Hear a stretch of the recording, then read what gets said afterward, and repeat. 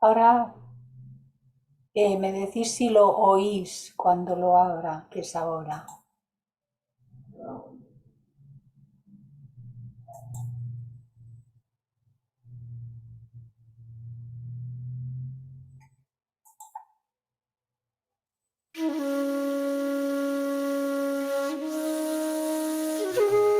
Sí, Sí se oye. Clarisa, se Sí, escucha Se bien. oye. se Se oye oye, bien. sí. Muy bien. Sí.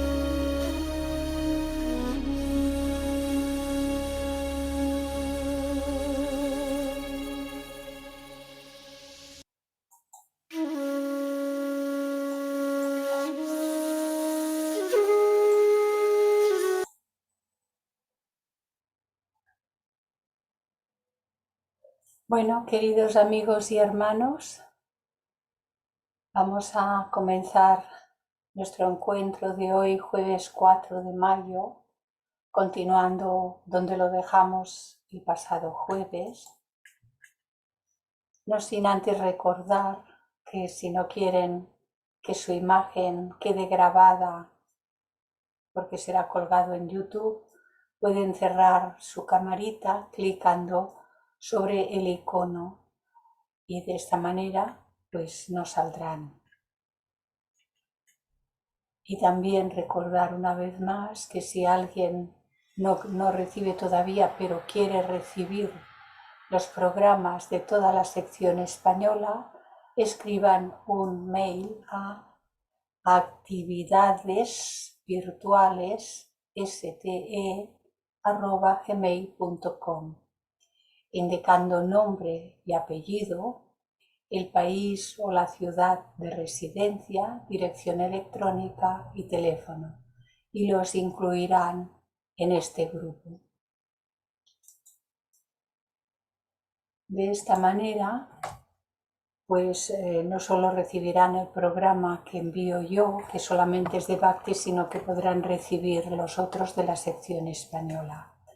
Y si alguien necesita comentarme, decirme, pedirme, lo que fuere, puede escribirme a clarisaelo@gmail.com. Soy lenta, pero soy segura. Siempre contesto.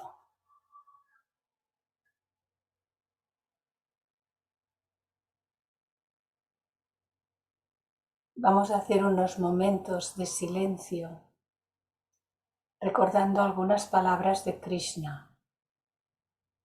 Te estás lamentando por quienes no debes lamentarte. El hombre verdaderamente sabio no tiene lágrimas ni para los muertos ni para los vivos.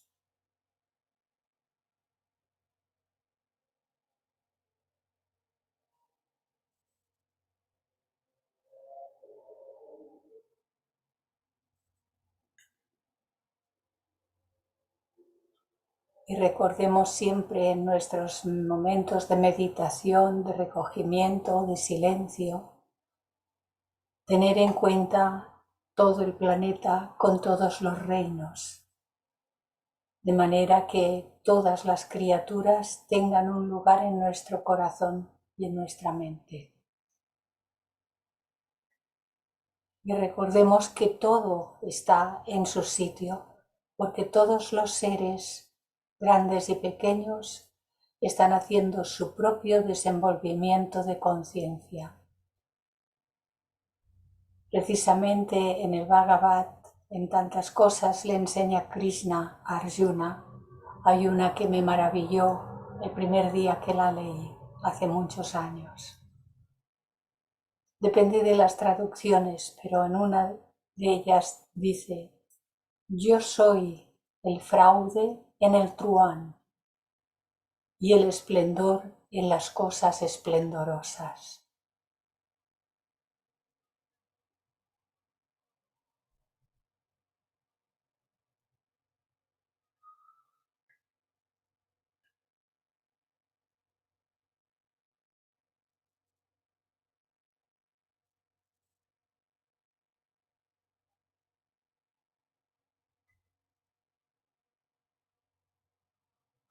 Tenemos la imagen de Krishna y Arjuna en el centro del campo de Kurukshetra, los dos ejércitos, uno a cada ambos lados. Esta es la situación que hemos de llegar a tener nosotros, situándonos en el centro, auxiliados por lo superior, vencer a ambos polos de opuestos.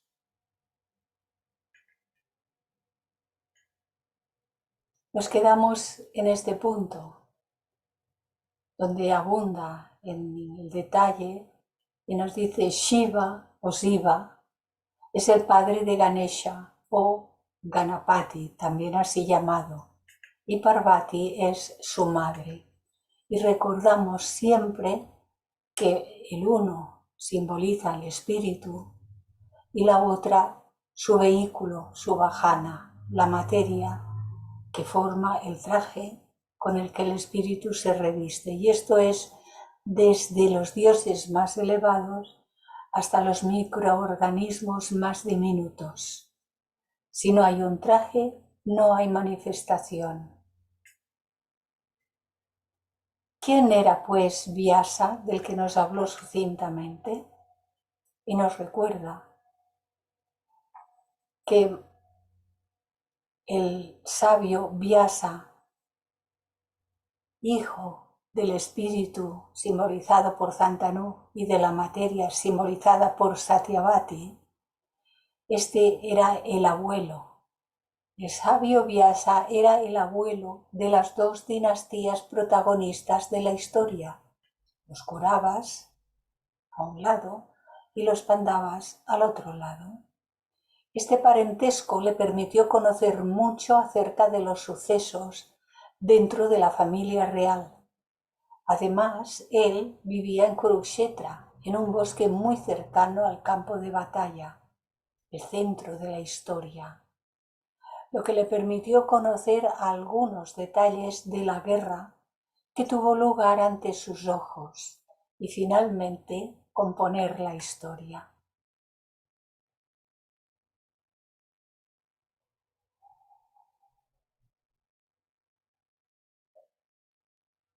Continuamos que todo esto parte de aquella primera Trinidad, Brahma, Vishnu, Shiva, y que de Shiva aquí hemos visto que es espíritu y materia. Ellos son los padres de Ganesha junto a Parvati. Y es interesante por lo que iremos viendo ahora.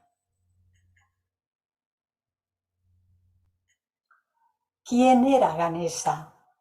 Su cabeza de elefante, que representa el alma divina, o Atman, y su cuerpo humano, que representa lo físico, Maya, lo transitorio, lo temporal, lo hacen muy reconocible. Así que hay unas historias populares acerca de por qué el niño había perdido la cabeza y fue sustituida por una cabeza de elefante. Pero internamente, ocultamente, significa lo que dice aquí, que en nuestro caso es lo que nos resulta de mayor importancia, por supuesto. Pero ¿quién es Ganesha respecto al ser humano? Su cabeza de elefante, que simboliza el alma divina, Atman, tal como nos acababa de decir, y su cuerpo humano que representa lo físico, Maya, lo transitorio, la personalidad o cuaternario, lo transitorio para cada ciclo de encarnación, lo hacen muy reconocible. El dios Ganesha, el dios con cabeza de elefante, era hijo del dios Shiva, el padre espíritu, y de la diosa Parvati, Shakti, la madre materia, que viste a todos los dioses y a todos los seres. Ganesha, que viene del sánscrito, nos dice en el glosario, el dios con cabeza de elefante, dios de la sabiduría, hijo de Shiva, es equivalente al egipcio Tot Hermes y a Anubis o Hermanubis. Según dice la leyenda, y esta ya lo puse en otro color, porque cuando habla de leyenda es lo que el pueblo a lo largo de los años ha ido confeccionando. Según dice la leyenda, habiendo Ganesha perdido su cabeza humana, esta fue sustituida con la de un elefante, denominado Ganesha o Gana Isa en la lengua antigua. Es llamado también Ganapati, que se forma también con dos palabras. Pues ambos nombres significan Señor de las multitudes de divinidades inferiores. Así que Ganesha está por encima de todas las divinidades que se manifiestan gradualmente por debajo de él mismo. Estas divinidades están al servicio de Shiva, porque todas las jerarquías, todas tienen funciones en el macrocosmo y en el microcosmo, y todas, por lo tanto, son jerarquías al servicio de la Trinidad, uno de cuyos personajes o personas es Shiva, como ya vimos. Es asimismo designado con los nombres de Gajanana, que tiene cabeza de elefante, Gajasya, de igual significado. También es denominado Ekadanta, que tiene un solo diente o colmillo, y otros nombres. Era hijo de Shiva y Parvati, o de Parvati solamente, pues dice la leyenda que surgió de la caspa del cuerpo de Parvati. En su calidad de dios de la sabiduría y de eliminador de obstáculos, se pide su auxilio al empezar una empresa de importancia y se le invoca al principio de los libros. Esto pues es la creencia popular que va tomando cuerpo en diferentes modalidades. Y aquí en parte nos recuerda lo que habíamos visto, pero añade más sobre la luz astral, mar de fuego. Con este nombre se designa la luz superastral, esto es noumenal, la primera radiación de la raíz Mula Prakriti. Por encima del diagrama, lo que está más por encima porque lo llena todo, no lo podemos limitar a una parte de un diagrama. Esta raíz Mula Prakriti es la sustancia cósmica indiferenciada, que después de la diferenciación, en los albores del nuevo Manvantara se empieza a mover todo ese sopicaldo de espíritu materia que llena todo el espacio infinito, Después de esa primera aurora empieza una cierta diferenciación y de forma gradualmente pasa a ser más densa cada vez, hasta llegar abajo.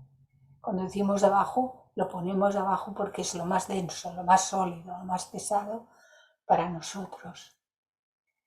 Y entonces, después de esa diferenciación, pasa a ser materia astral.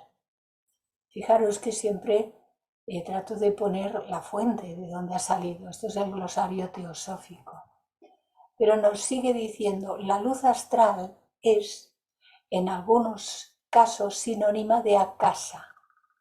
Así leemos en la doctrina secreta en el tomo 2. El akasa, la luz astral, puede definirse en breves palabras. La sutil, supersensible esencia espiritual que llena y penetra todo el espacio, es el alma universal, la matriz del universo, de la cual todo cuanto existe ha nacido por diferenciación. Akasa es, por analogía, semejante al líquido amniótico que envuelve a la criatura dentro de la matriz humana también.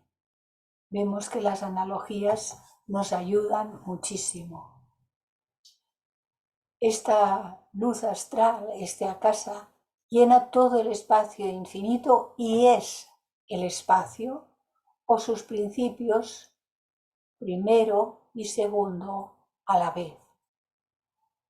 Pero es todo el espacio sin limitación, porque en los subestados más densos también está manifestándose en otras gradaciones. También hay la luz astral.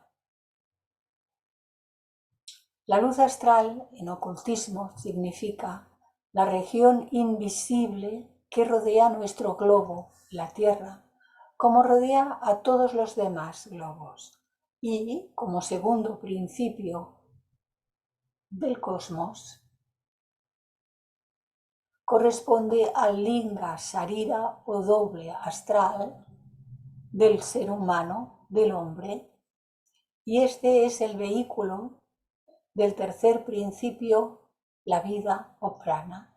El linga sarira es esta parte sutil, etérica, que denominamos comúnmente el doble etérico del cuerpo físico.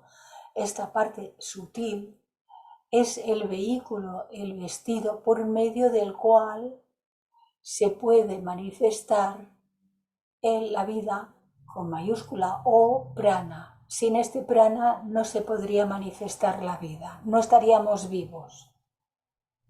Así de claro, no estaríamos vivos.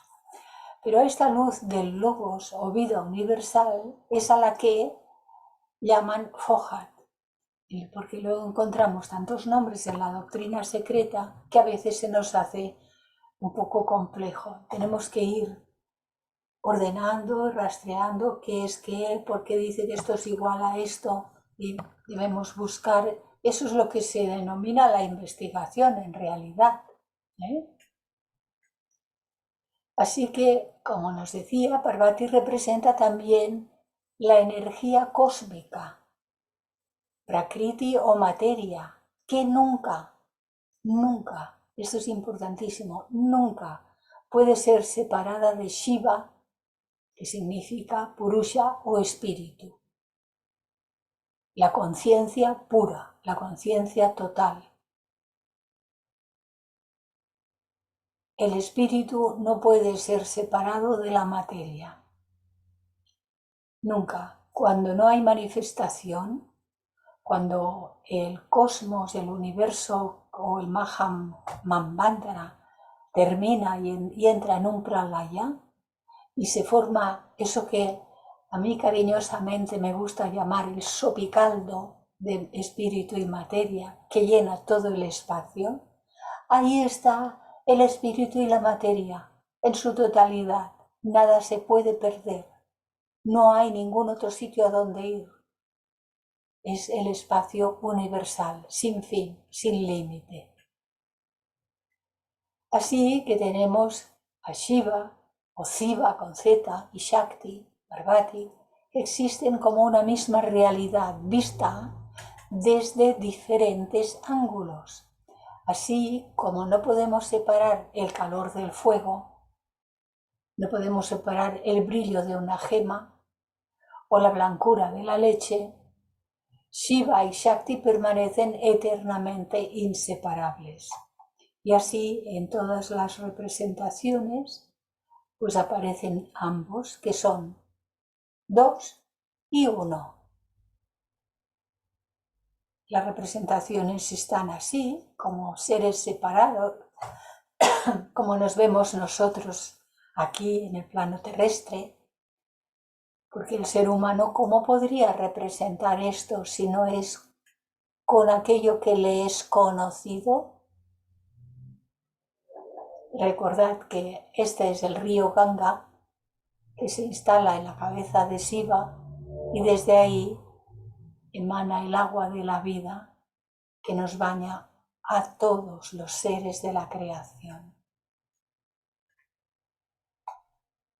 Aparece en todas las escrituras la estrella de 6 puntas llamada Shaktona, que son 2 triángulos engarzados.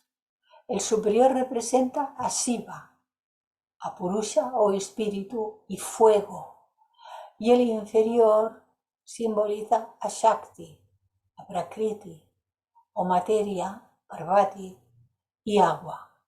Su unión da nacimiento a Sanat Kumara, cuyo número sagrado es el 6. Es uno de los Kumaras. Se le considera el más elevado. Emana, se manifiesta. De ellos emana todo lo que viene luego a la manifestación en los planos más superiores, los llamados dioses, comúnmente denominados dioses inferiores. Pero inferiores no quiere decir aquí que no lo sean, sino que ocupan cada uno su lugar y tiene cada uno su cometido en la economía de la manifestación. Todos trabajan, pero no se cansan nunca. No les duele nada. Se nos dice de los Kumaras así pues, muchachos vírgenes, donceles o jovencitos célibes. Los primeros Kumaras fueron los 7 hijos de Brahma, nacidos de los miembros del Dios en la llamada novena creación. Esto nos viene en el glosario teosófico. Se dice que les fue dado tal nombre por haberse negado formalmente a procrear sus especies, y de este modo permanecieron yogis, permanecieron unidos, permanecieron como uno, porque la palabra yogi significa lo uno, la unidad, según refiere la leyenda. Kumara significa literalmente niño o adolescente que no pasa de los 15 años. Y en sentido figurado equivale a puro, inocente. Los Kumaras, los 7 sabios místicos, son dioses solares, es decir, son dioses que forman parte de todo el sistema solar, incluida la Tierra. Es decir, forman parte y aparecen en todos los planetas que tienen parte en nuestro sistema solar. También son Pitris, son los hijos del fuego solar, no el sol que vemos externamente físico, sino el núcleo del ser sol, logo solar, que es el que da vida a todo su sistema. Y son llamados por ello hijos del fuego, porque son los primeros seres denominados mentes en la doctrina secreta, salidos del fuego primordial, hijos nacidos de la mente de Brahma, Rudra, uno de los 3, también denominado Shiva, porque vemos que los 3 son intercambiables como nombres, cada uno hace su función, pero son 1 y 3, hemos de repetirlo hasta que esto lo tengamos no oído, y no entendido, sino comprendido e asimilado. Son uno y tres, Brahma, Vishnu o Shiva. El gran yogi y excelso patrón de todos los yogis místicos de la India, le llamemos como le llamemos. Y estos kumaras son los dayans, derivados directamente del principio supremo, del que está fuera del gráfico, arriba, fuera del gráfico, porque el principio supremo está en todas partes. Vuelvo a repetir, no lo podemos limitar a un trocito, está en todo. Y muy impropia e imprudentemente llamados a estos kumaras los ángeles caídos por la teología cristiana, porque no son ángeles caídos. Puesto que Sanaka, jefe de los kumaras, es el prototipo de San Miguel y de los demás arcángeles en la teología cristiana. Son los seres más elevados que han emanado de esta Trinidad. Volvemos a tener una rica pintura de Shiva con su hijo Ganesha. Están bañando el linga con el agua, las montañas, los Himalayas y todas sus características que le visten como si fuesen joyas. Son los atributos de aquellas cualidades más excelsas que se pueden encontrar. En la tradición védica, Ganesha, el dios elefante, desarrolla un tipo de actividad de Dios fundamental dentro de los aspectos del juego cósmico. Se le representa usualmente con cuerpo de niño y cabeza de elefante, cuestión que simboliza muy adecuadamente su actividad de luz. Ganesha representa el contacto naciente del alma en evolución con la fuerza divina, porque nos ha dicho que representa a Atma, entonces representa el contacto naciente del alma humana en evolución con la fuerza divina, con la fuerza átmica, y se simboliza entonces como un niño que espera crecer y aprender. Para ello, el saber humano, alejado del divino, tiene que transformarse a través de la sabiduría. Y esto se simboliza en el cambio de cabezas. Simbólicamente no tendremos una cabeza de elefante, pero sí lo simbolizará el día que desarrollemos toda esa sabiduría que potencialmente ya poseemos todos. Ya que Ganesha es creado con cabeza humana, siendo la cabeza de elefante el símbolo de la sabiduría divina ganada a través de la fe y el sacrificio, de la fe interior, de la fe del alma, no de la creencia, que la creencia, hay que distinguir estas dos palabras, aunque normalmente se usan indistintamente, pero nosotros sí debemos distinguirlas. Creer es siempre creer algo que viene de fuera, algo que dice alguien, una autoridad de la clase que sea, y se nos ha dicho que aquello es cierto y nos lo creemos, porque ponemos confianza en alguien fuera de nosotros.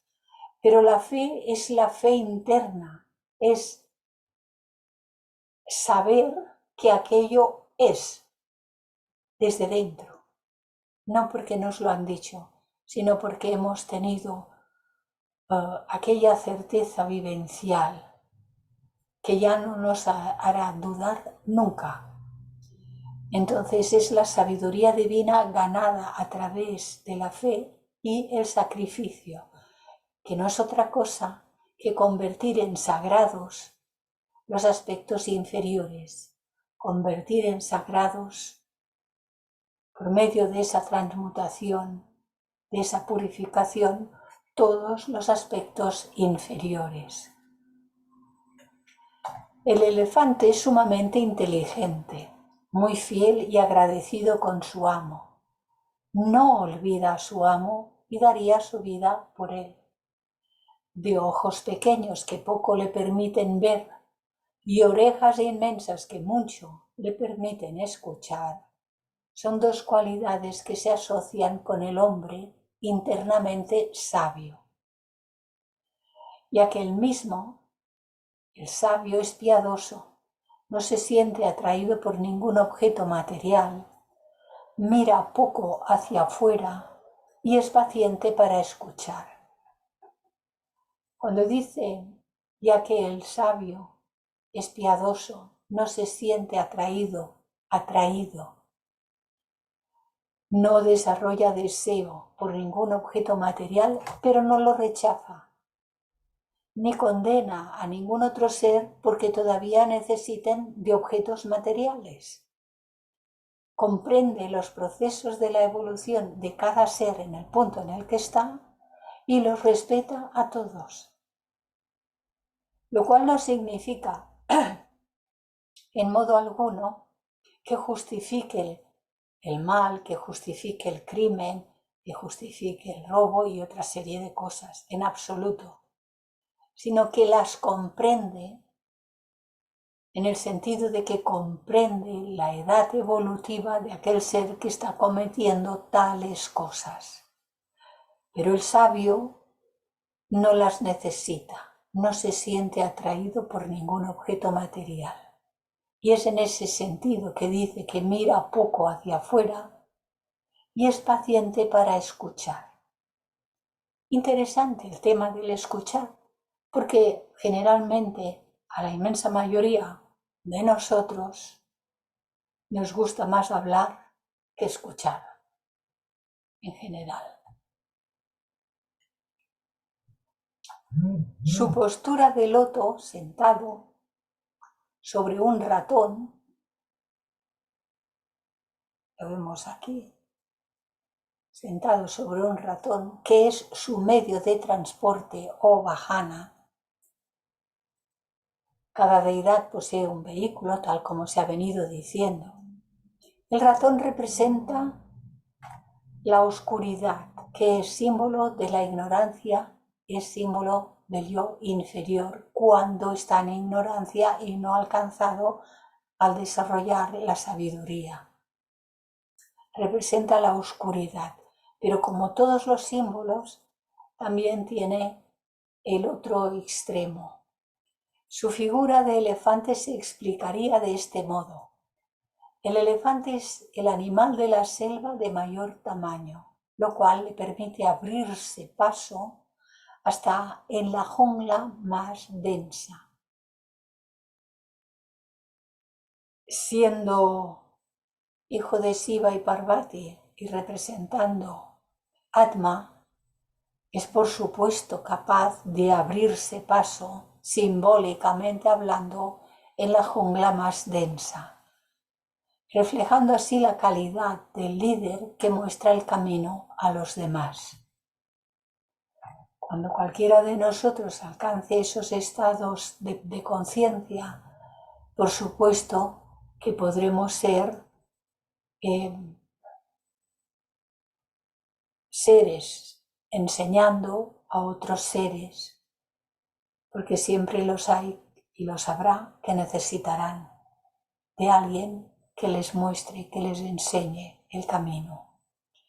Y en la tradición popular, nuevamente nos encontramos con lo popular, Mushika es la montura del señor Ganesha, el ratón, tradicionalmente asociado con la abundancia en la vida familiar. Sí, aquí ya no lo nombran como que simboliza la oscuridad, sino que es asociado con la abundancia en la vida familiar.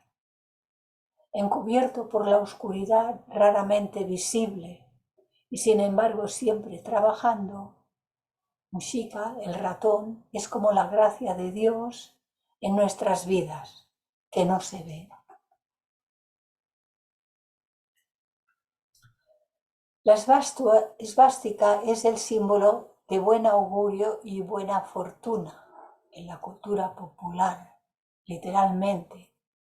Dice, esto significa que está bien. Los brazos con ángulo a la derecha de este antiguo signo del sol denotan la forma indirecta en que la divinidad se percibe por intuición y no por el intelecto. En la filosofía esotérica es el diagrama más místico y antiguo. Es el originador del fuego por la fricción y de los 49 fuegos, es decir, de los 7 planos por 7 subplanos cada uno de ellos. Es el originador del fuego por la fricción. Este símbolo que vemos aquí representado en la mano de Ganesha existe en los planos superiores, los planos sutiles, y se puede llegar a ver. Algún día a lo mejor mereceremos que nos lo muestren. Y gira. Si aquí hubiese un viento soplando, veríamos que este gira como las agujas del reloj. En estas imágenes está puesto en el otro sentido. Si aquí hubiese el viento girando, veríamos que gira a la inversa de las manecillas del reloj. Se puede ver porque ambos son correctos. Otra cosa es lo que se apropió aquel buen señor. Hizo mal uso de ello. Pero esto es milenario. Milenario. Existe desde hace miles de años. Desde que hay manifestación, se podría decir sin engañarnos. Y los dos son válidos porque el uno significa la manifestación y el otro significa la reabsorción.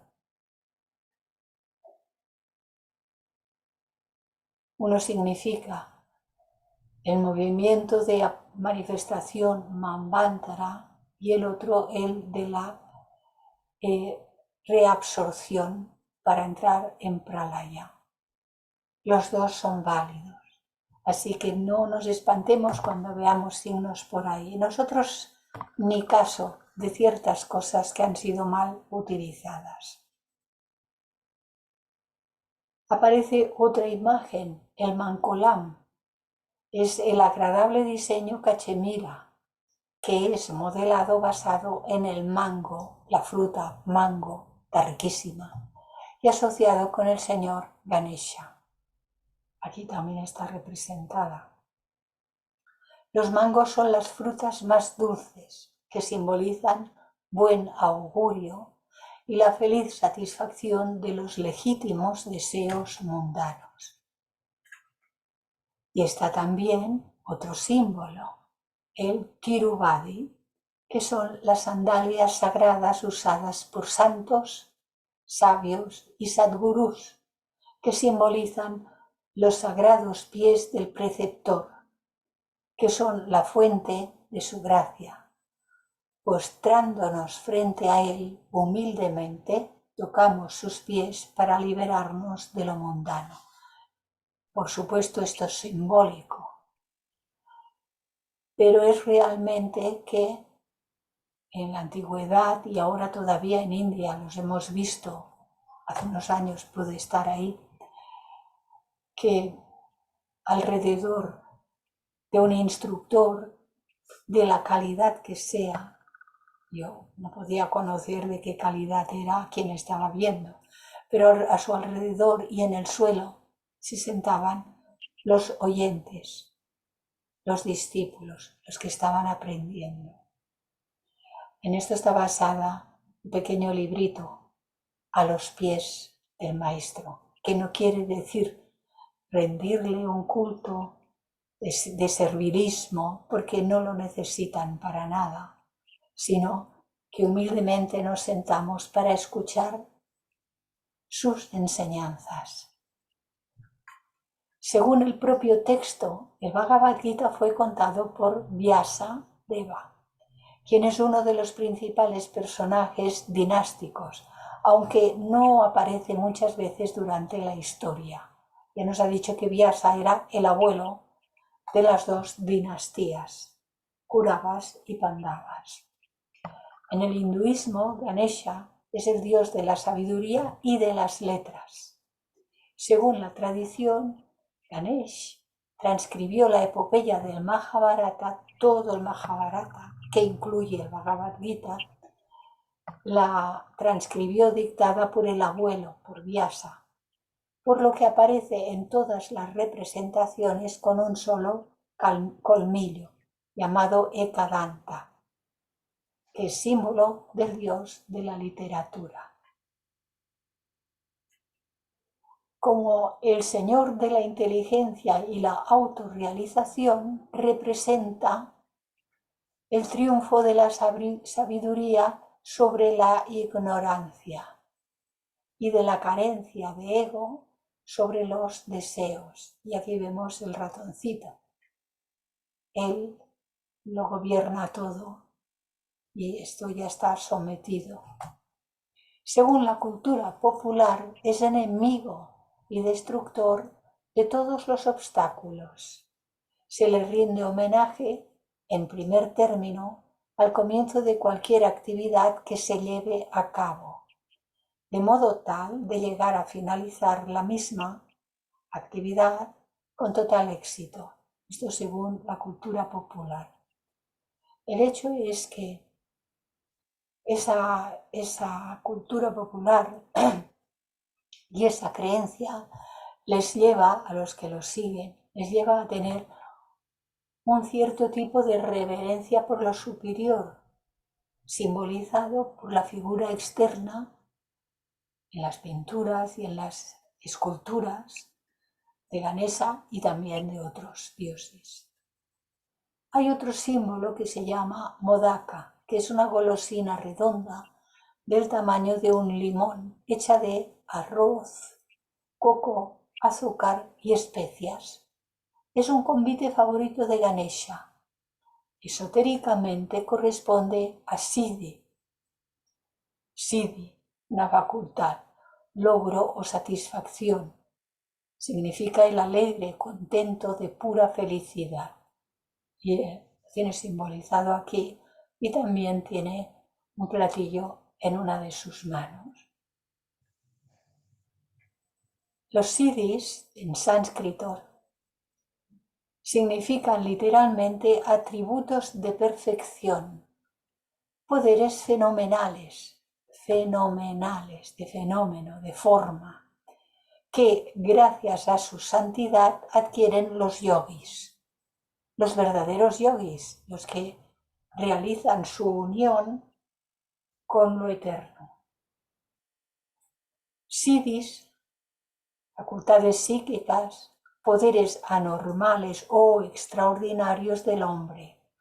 Un grupo de ellos comprende las energías psíquicas mentales inferiores, groseras, y el otro requiere la más elevada educación de los poderes espirituales. Así que hay siddhis inferiores y siddhis superiores. Esto lo podemos encontrar en el librito La voz del silencio, tal como dice aquí.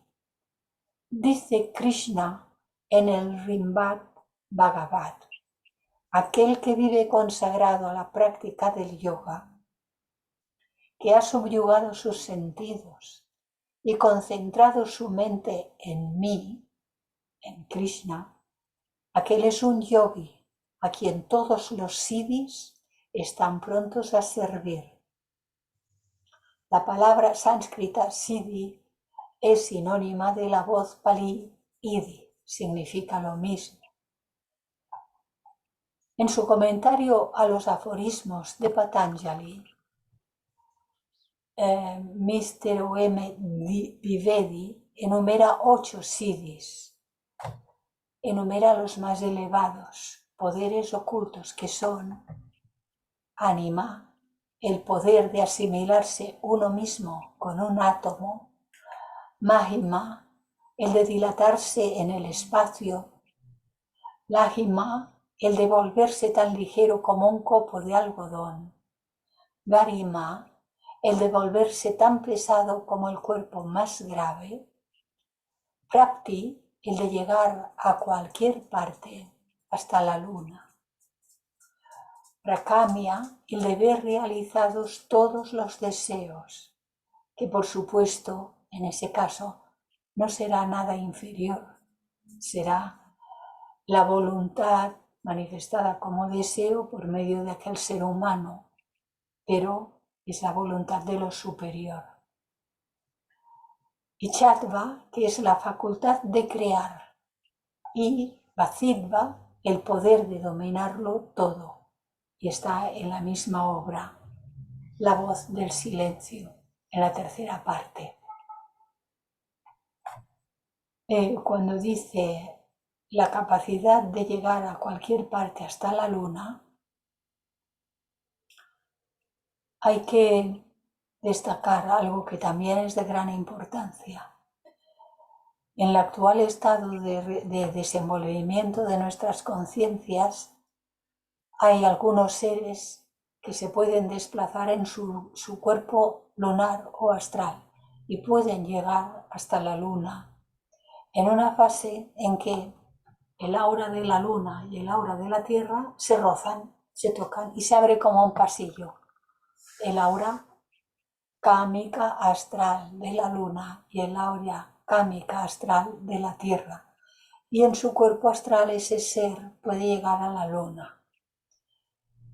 Pero es una imprudencia que cualquier ser que tenga desplazamientos astrales, mejor si no son provocados, porque es mejor no provocar nada, pero si los tiene, debe aprender a no irse, porque entre tanto podría ocurrir que, por medio de su movimiento lunar alrededor de la Tierra y sus propias fases, se separasen esas auras y se cerraría el pasillo entre las dos auras astrales, terrestre y lunar, y ese ser quedaría con su cuerpo cámico astral en la luna, pero sin manera de poder regresar a la Tierra.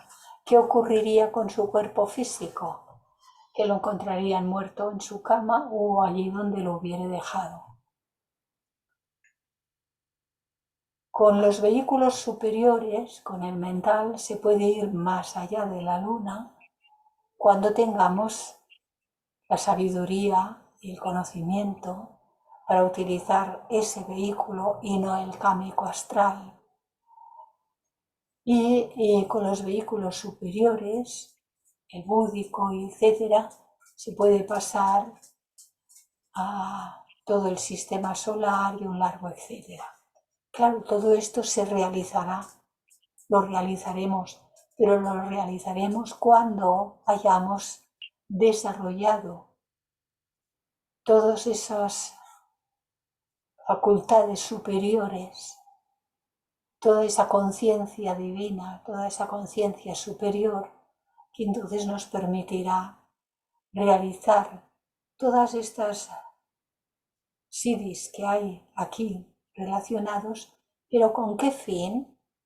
Con el fin de servir a la humanidad y a los otros reinos, no como curiosidad, no para obtener algo para nosotros, sino con el fin de servir.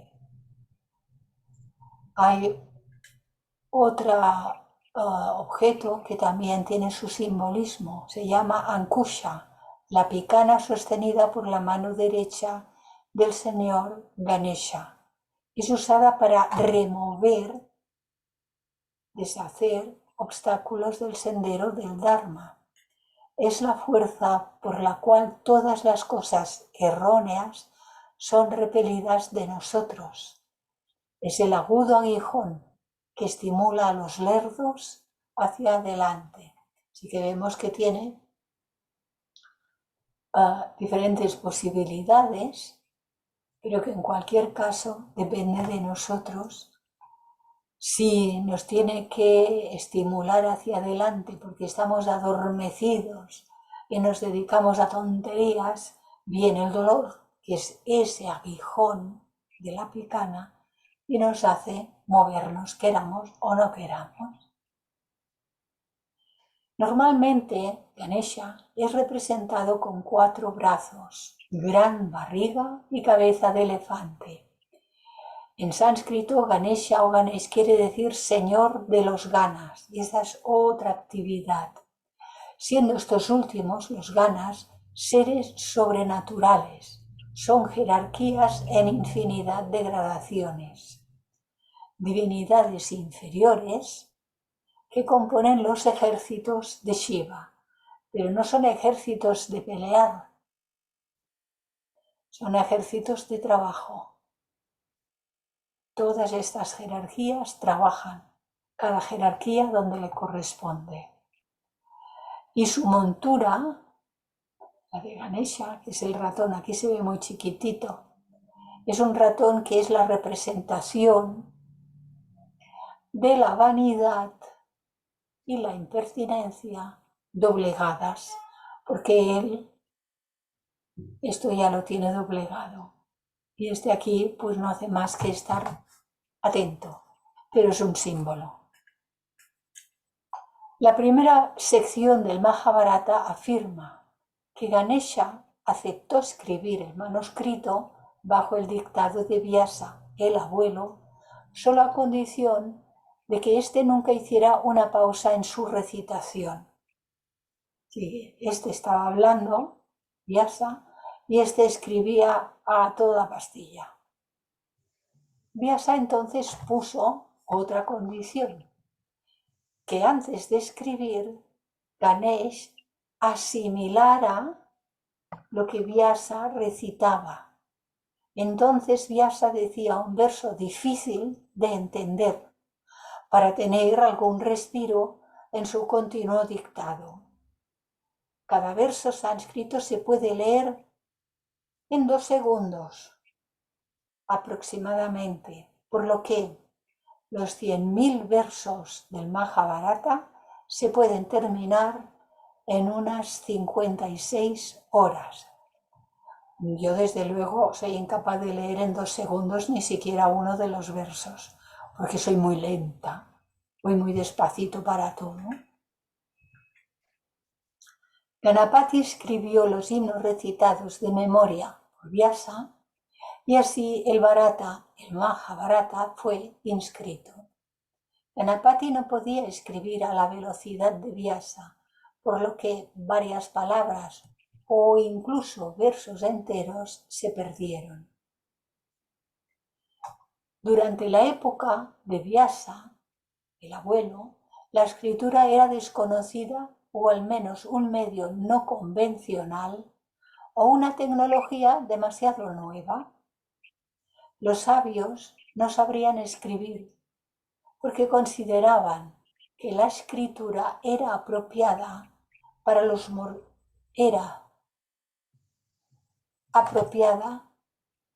mortales de la era de Kali, que tendrían, ahí estamos nosotros, poca memoria para recordar varios miles de versos.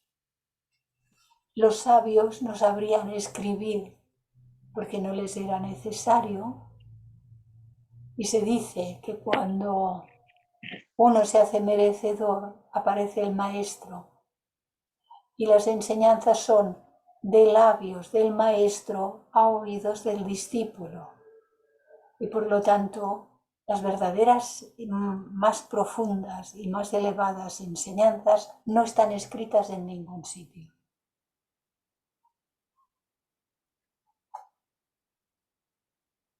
Nos dice ahora en el glosario teosófico que Devanagari, refiriéndose a la escritura, significa de la ciudad divina, siendo Deva, Dios o divino, y Nagari, urbano, de la ciudad.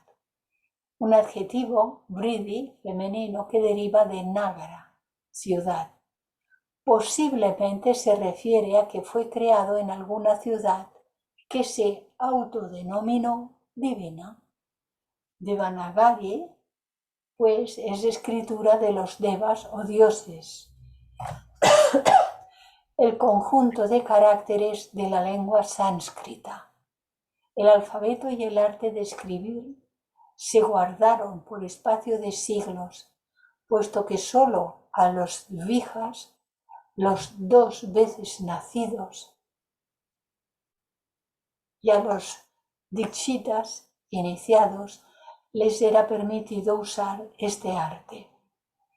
Era un crimen para un Sudra, uno de la casta inferior, recitar un verso de los Vedas, y para cualquiera de los individuos pertenecientes a las 2 castas inferiores, los Vaisya y los Sudra, el conocer las letras era un delito que se castigaba con la muerte. Así es que la palabra lipi, escritura, no se encuentra en los más antiguos manuscritos, lo cual ha sugerido la errónea y algo incongruente idea de que la escritura no solo era desconocida antes de los días de Panini, sino que lo era también para este mismo sabio. Es erróneo, si era conocida. Que el más famoso gramático que el mundo ha producido no supiera escribir sería verdaderamente el mayor y más incomprensible de todos los fenómenos. Que el que dictaba el Mahabharata, Vyasa, no supiera escribir es el mayor y más incomprensible de todos los fenómenos. Sí sabía escribir. Durante la época de Vyasa la escritura era desconocida, o al menos un medio no convencional, o una tecnología demasiado nueva. Los sabios no sabrían escribir porque consideraban que la escritura era apropiada para los mortales de la era de Kali, que tendrían poca memoria para recordar varios miles de versos. Y ahora viene algo de suma importancia.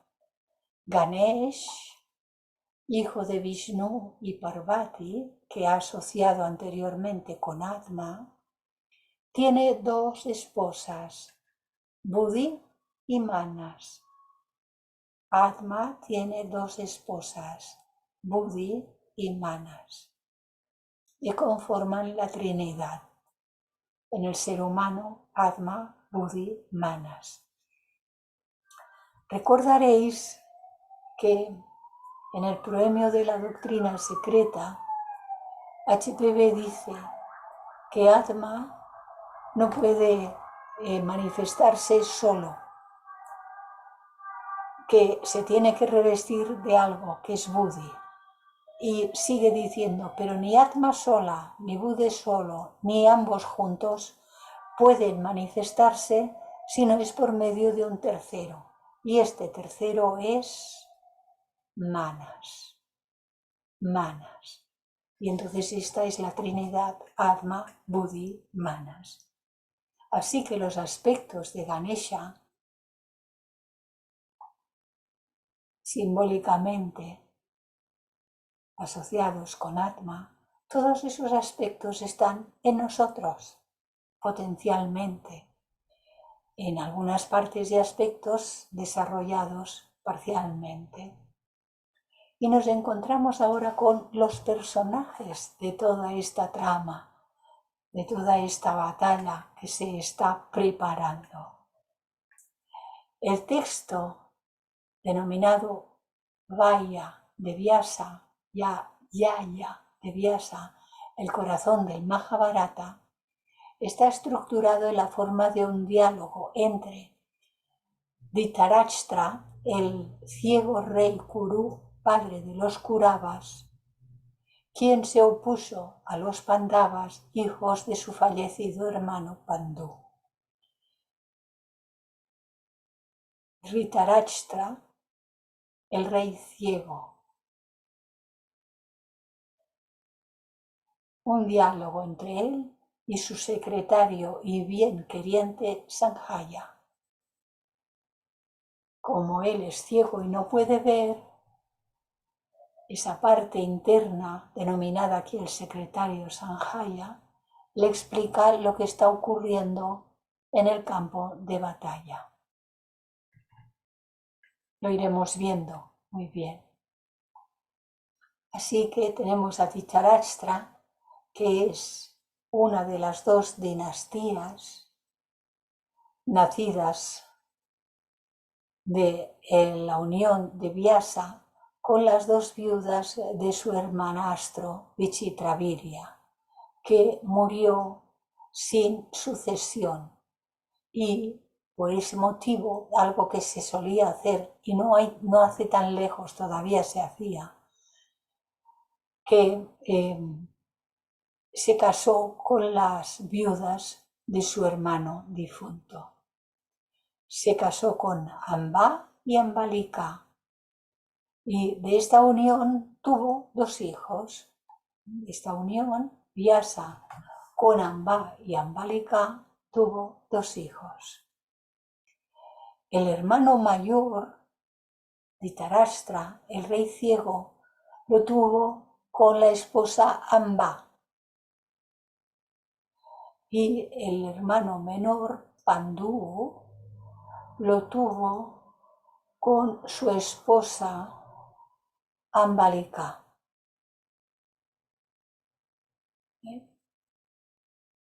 Así que tenemos estos aspectos de los cuales nos he estado hablando hasta ahora. Y Dhritarashtra, que era el rey ciego, debe de darse cuenta de lo que está sucediendo por medio de, aquí se denomina el secretario Sanjaya, pero que en realidad es un aspecto superior de sí mismo. Sanjaya, el secretario, narra cada incidente de la batalla de 18. Acordaros del número 18.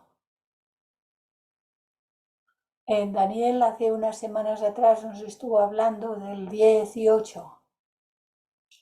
Sanjaya narra cada incidente de la batalla de 18 días a medida que van sucediendo. Dhritarashtra, el rey ciego, a veces hace preguntas y a veces se lamenta cuando se va enterando de la destrucción de cada uno de sus hijos, amigos y parientes. También se siente culpable debido a que su codicia fue la causante de la destrucción de todos los reinos del subcontinente indio. Esta sería una referencia a lo histórico de este tema, pero también puede ser una referencia a que un ser que está ciego que está ciego en el sentido interno de la palabra, causa destrozos a su alrededor porque es incapaz de ver las cosas con claridad. Y está formado también por los dos personajes principales del Bhagavad Gita, que son Krishna y Arjuna. Krishna, que conduce el carro a petición de Arjuna, y Arjuna, que por fin coge el arco y dice: voy a matar lo que hay que matar, que es un símbolo, como iremos viendo. Y los dos ejércitos, formados por dos ramas de la misma familia, los Kuru o Kuravas y los Pandú o Pandavas, Anjali, el gesto en que encontramos a Arjuna en muchas de las pinturas, es el gesto de las dos manos puestas con las palmas juntas cerca del corazón. Significa honrar o celebrar. Es nuestro saludo hindú, dos unidos como uno. El traer juntos materia y espíritu, el ser encontrando al ser en todo. El ser con minúscula, nuestro estado actual, encontrando al ser divino en todo, en todos los seres y en todas las cosas. Es un aprendizaje que vamos realizando y que tenemos que ir desarrollando, esa capacidad de cuando miramos, ver la divinidad obrando por medio de esas formas, manifestándose por medio de todas esas formas. Al principio, Sanjaya, el secretario, da una descripción 100% mitológica de los distintos continentes de la Tierra, de los distintos océanos, de agua salada, agua dulce, leche, mantequilla, sucesivamente, de otros planetas y sus habitantes. Y luego se enfoca en Bharatavarsa, la India. Es un nombre que tenía de antiguo, Bharatavarsa, la India, y da una elaborada lista de cientos de reinos, tribus, provincias, ciudades, pueblos, aldeas, ríos, montañas y bosques. Bharat es también el nombre oficial de la India en idioma hindi. El Mahabharata termina con la muerte del dios Krishna y el final de su dinastía y el ascenso de los hermanos Pandavas a un planeta celestial junto con los dioses. Cuando nosotros hayamos concluido nuestra propia guerra, batalla de Kurukshetra, también ascenderemos al planeta celestial, dicho así, junto con los dioses, es decir, a los planos divinos. Ese momento también marca el principio de la era de Kali Yuga. Según la historia, cuando es muerto Krishna, cambia la era y empieza la era oscura, el Kali Yuga. Esta es la cuarta y última edad de la humanidad, donde los grandes valores y las ideas nobles de la humanidad representada están desmoronadas y los hombres se dirigen rápidamente hacia la disolución completa de la moralidad y de la virtud en general. Y esto es como si hubiese sido escrito esta mañana y nos dijese: hey, chicos y chicas, daos cuenta de cuál es vuestro trabajo, porque la humanidad hoy está así.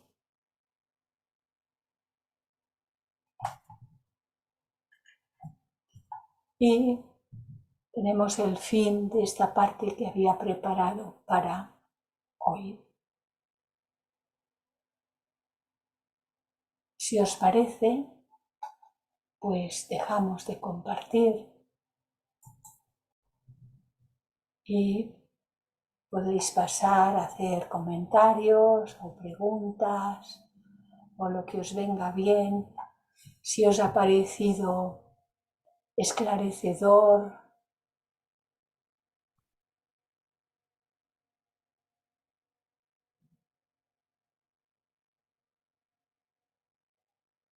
hola José.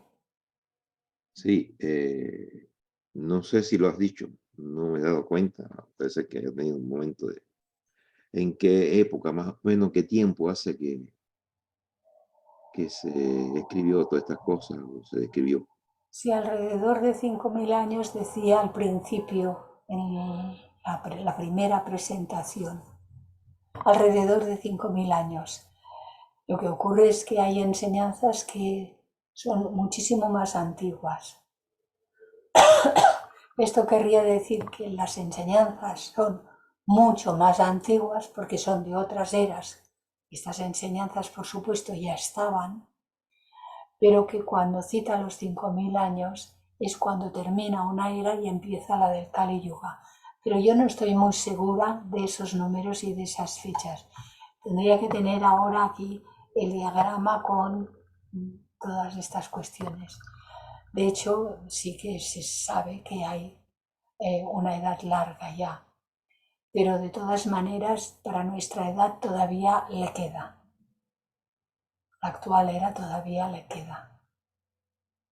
Y lo más Gracias. interesante, me parece a mí, es darnos cuenta de la tarea que tenemos que realizar cada uno de nosotros, según lo va comprendiendo, aplicarlo a la propia vida. Eso me parece que es de la máxima importancia, porque aquí no vale llenarse la cabeza de conocimientos intelectuales si no los aplica a la propia vida. Ya sabemos que todo el mundo lo hace con la mejor intención, pero realmente hay personas que se atiborran de leer miles de libros, miles. A mí me han manifestado así más de 2 personas y de 3.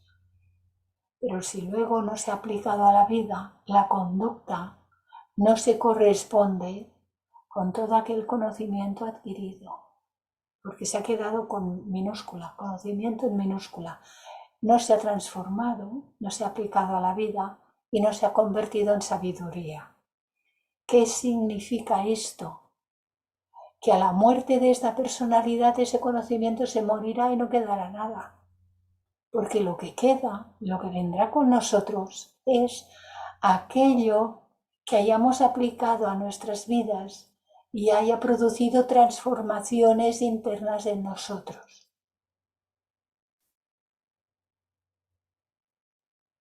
Eso es muy importante. Sí, sí, sí, porque Gracias, José. hay una cierta tendencia a aumentar conocimiento con muchas lecturas, pero después, si no lo llevas a la práctica, basta con una sola expresión, para mí es importante. Amaos los unos a los otros. Llevamos ya miles de años que la Vaya, oímos vaya que sí. y no lo Lo hacemos. que pasa es que amaos los unos a los otros tiene un porqué detrás o delante, porque forma parte de ese amaos los unos a los otros y a todos los seres. La razón en las religiones de esa necesidad de amaros los unos a los otros no ha sido muy explicada. La razón es que todos procedemos de la misma fuente u origen y estamos yendo hacia la misma fuente u origen, y que en ese sentido sí somos verdaderamente hermanos con mayúscula. Cuando esto se va comprendiendo, pues entonces las diferencias, las barreras, los desprecios, los menosprecios y toda la larga, etcétera, que se pueda poner ahí, todo eso desaparece. Por eso es importante. Sí, sí, de acuerdo. Amaos los unos a los otros, amémonos los unos a los otros, porque todos somos hijos del Altísimo. Hasta las piedrecitas. Exacto. Gracias. A ti, José. ¿Qué tal? ¿Qué decís? ¡Ay, qué timiditos que os habéis vuelto todos timiditos! Hola, Hola, buenos días ¿qué tal, a Euge? todos. ¿Qué tal? Perdón que me había atorado ahí, pero con este cambio de horario y las cosas abiertas, no es justificación, digo, pero aquí estoy. Bueno, Y me encantan tus estudios. Muchas gracias. Y pues no entré tan a tiempo como hubiera querido, pero lo que escuchó se me hizo reflexionar sobre la responsabilidad de que entre más conocimiento adquirimos, somos mayormente responsables en la vida de actuar éticamente, que ya no podemos ser los mismos, que realmente, no sé, probablemente la chispa que somos empieza a brillar o hemos sido tocados por el amor de las enseñanzas dentro de nuestro corazón y eso nos lleva a ver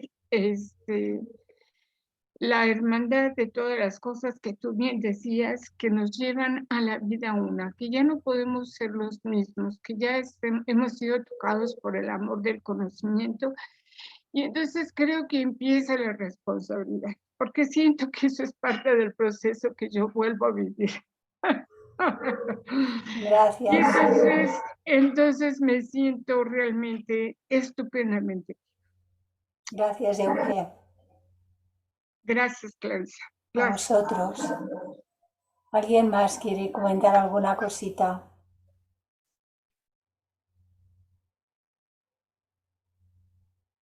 Gracias, Clarisa. Quisiera preguntarte, reflexionando hacia los Kuravas y los Pandavas eran hijos de un mismo padre con diferente madre, o sea, eran hermanos.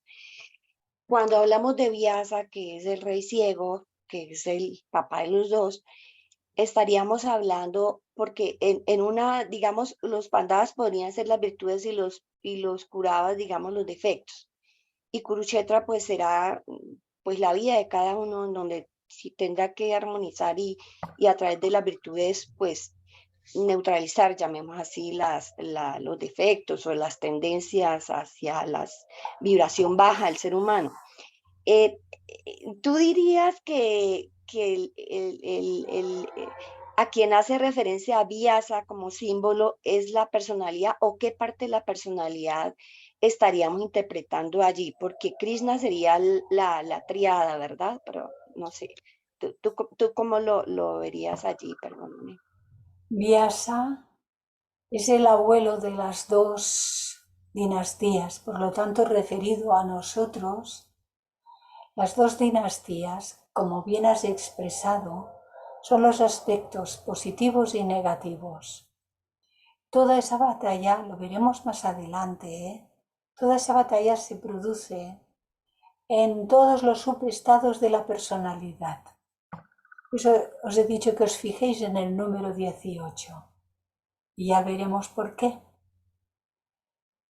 Entonces, Vyasa dicta la enseñanza a Ganesha y Vyasa es el abuelo de esas dos dinastías y todo eso es el símbolo de los aspectos superiores que se unen para atraer a estas personalidades aquí, la tuya, la mía, la de Josep María, la de Laura y la de los millones de seres que componen esta humanidad, que son, ahora pasamos de los 8.000 millones, encarnados, pero somos muchos más, porque no estamos todos encarnados. Pero bueno, todos esos poderes superiores son los que hacen posible este Atma, Buddhi, Manas en cada uno de nosotros es lo que hace posible que aparezcamos aquí encarnados y vayamos desarrollando la conciencia. Porque la vida divina, que es la que nos anima, no se completaría si quedase fuera alguno de los planos de expresión que ha dispuesto el propio Logos. Para conocer todos los planos de su vida, hemos de tener un cuerpo para cada uno de los planos y desarrollar las cualidades inherentes a cada plano con cada uno de los vehículos o cuerpos. Por lo tanto, los Kurus y los Pandavas son nuestra personalidad, ambos, los buenos y los malos, entre comillas lo de buenos y malos, los positivos y los negativos, pero son las características de nuestra personalidad. Aunque en la historia se explican a los Pandavas como hijos de dioses, es que nuestras facultades superiores, realmente las superiores, que todavía no están así como muy desarrolladas en nosotros, esas facultades proceden de la divinidad. En cada uno de nosotros es Atma, que es universal, pero manifestado por medio de Buddhi y Manas, que hace que seamos individuos, porque Atma es para todos el mismo, pero revestido de Buddhi en ti y de Buddhi en ti y en ti y en cada uno de los seres, y revestido de manas en ti y en ti y en ti y en cada uno de los seres, hace que seamos individuos. Y ahí estamos metiditos en el proceso de la evolución por medio de las reencarnaciones para desarrollar esas facultades. La gran batalla es esa, entre los dos polos, entre el positivo y el negativo, y se ha de vencer. Y por eso dice que murieron, la historia termina cuando Krishna muere. Krishna en la historia del Mahabharata es simbolizado como un avatar, como una reencarnación, mejor dicho, no es reencarnación, es encarnación, como una encarnación de la deidad en este plano, en aquella época. Como también se dice que es un avatar Buda, y como también se dice que es un avatar Cristo. Sí, los cuerpos se llaman de una manera, pero lo de dentro se llama de otra. El cuerpo de Jesús y el estado del avatar Cristo. El cuerpo de Gautama Buda, de Gautama antes de ser Buda. Tengo que vigilarme porque si no me equivoco hasta al decirlo. El cuerpo de Gautama, luego convertido en Buda. Gautama el Buda. Y Krishna se dice que fue también un avatar que se manifestó físicamente. Por lo tanto, claro, hemos de entender ahí las partes externas que se explican y las partes internas. Yo trato de irlas explicando lo mejor que Dios me da a entender, queridos amigos y hermanos. Pero toda esa batalla se produce, lo veremos, más adelante está muy detallado y además está detallado, yo no sé cómo lo vivís vosotros, pero a mí me resulta estimulante. Yo cuando lo preparaba disfrutaba hace varios años y ahora que lo he estado repasando para adaptarlo a las medidas de la pantalla cuando están en Zoom, para que no quede fuera los márgenes arriba abajo y tal, cuando lo he tenido que ir adaptando, lo he vuelto a disfrutar, pero enormemente, diapositiva por diapositiva. Así que más adelante veremos qué significa todo esto que ocurre. Pero bueno, de entrada, daros cuenta que es nuestra propia guerra, nuestra propia batalla. La batalla de Kurukshetra es nuestra propia batalla, la de cada uno. Gracias, Clarisa. Gracias a ti, Luz Marina. Podemos decir, como al principio, Arjuna que dice, yo no quiero, y tira las armas, y yo no quiero. Hasta que le dice, no, sí, tú tienes que hacer lo que tienes que hacer. Que eso puede ser tomado externamente, y mucha gente lo toma externamente y dicen, pues si hay que ir y matar, se va y se mata. No, internamente no dice eso. Lo que se matan son los aspectos de nosotros, que tampoco es matar, como Luz en el Sendero dice, mata esto, mata aquello, mata el otro. No, es transmutarlo, es hacer un proceso alquímico de transmutación.